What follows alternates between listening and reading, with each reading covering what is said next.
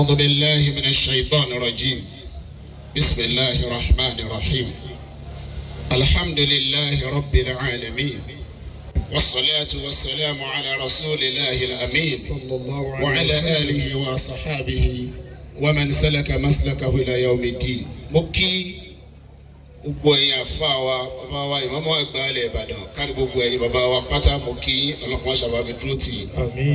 mo kí bishop Mọ́rádéyọ̀ bíṣọ́ọ̀bù àgbà ni wọ́n l'Ógbómọ̀ṣọ́ àti gbogbo àwa bíṣọ́ọ̀bù ńláńlá àti ilẹ̀ Ìbàdàn tá à ń bẹ́ bí mo kí gbogbo ẹ̀yin oníṣẹ̀ṣe àràbá wo mo kí ẹ̀yin náà àjọṣepọ̀ gbogbo àwọn ẹlẹ́sìn nípínlẹ̀ Ọ̀yọ́ pàtàkì jùlọ ní ilẹ̀ Ìbàdàn Ọlọ́run ní jẹ́ ó bàjẹ́. Àmín. la ilaha illallah. Àmín. Ànábì wa Muhammad sallallahu alaihi wasallam ó ní man qara'a alam alam la yamassuhu al-alam. Ànábì ní ẹni tó bá ké àlámú méjèèjì tí ń bẹ nínú Al-Qur'an ìnira kankan ò ní kàn án. Méjèèjì yìí òun la bẹ́ ké fún bàbá wa His Excellency Ọba Rashidi Adéwọ̀lú Ládọjà bí àsìkò tí wọ́n ń gun orí àpèrè bàbá wọn ní ilẹ̀ Ìbàdàn yìí Ọlọ́run ò ní jẹ́ wọ́n fi ìnira lò ó.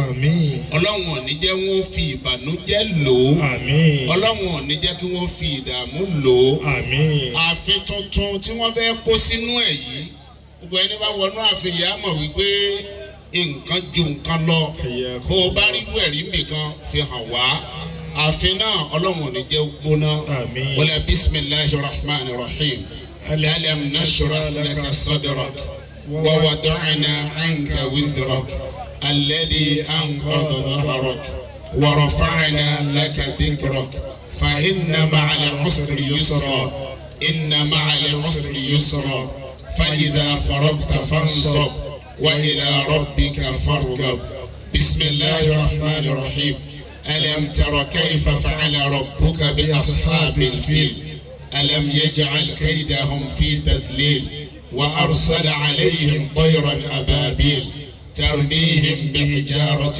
من سجيل فجعلهم كعصف مأكول. ìlú Ìbàdàn Ọlọ́run má jẹ́ ó bàjẹ́ àmín. ìlú Ìbàdàn Ọlọ́run má jẹ́ ó dàrú àmín. ìlú Ìbàdàn Ọlọ́run má jẹ́ ó rẹ̀yìn lọ́lá Kùránù ọ̀rọ̀ Olúwa àmín. ìlú Ìbàdàn Ọlọ́run má jẹ́ ó bàjẹ́. ìlú Ìbàdàn Ọlọ́run má jẹ́ ó dàrú. ìgbà alágbèjà ọ̀rọ̀ tí a bọ̀ sí dáadáa. Ọlọ́run má jẹ́ ó rẹ̀yìn lọ́lá Kùránù ọ̀rọ̀ Olúwa. ìlú Ìbàdàn Ọlọ́run má jẹ́ ó bàjẹ́. àmín. gbogbo àwọn ọmọ Ìbàdàn pátápátá ni a ó ṣoríire. àmín. lọ́lá Kùránù.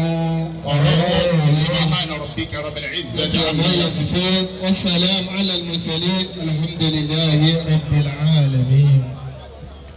آمين آمين يا الله. aha ẹ ṣeun Ògbómọ̀ṣọ́ ò ní dàrú Ìbàdàn ò ní bàjẹ́ láti bẹ̀ lọ mo kí ambassador Dr. Lọ́ládé Usman Bakari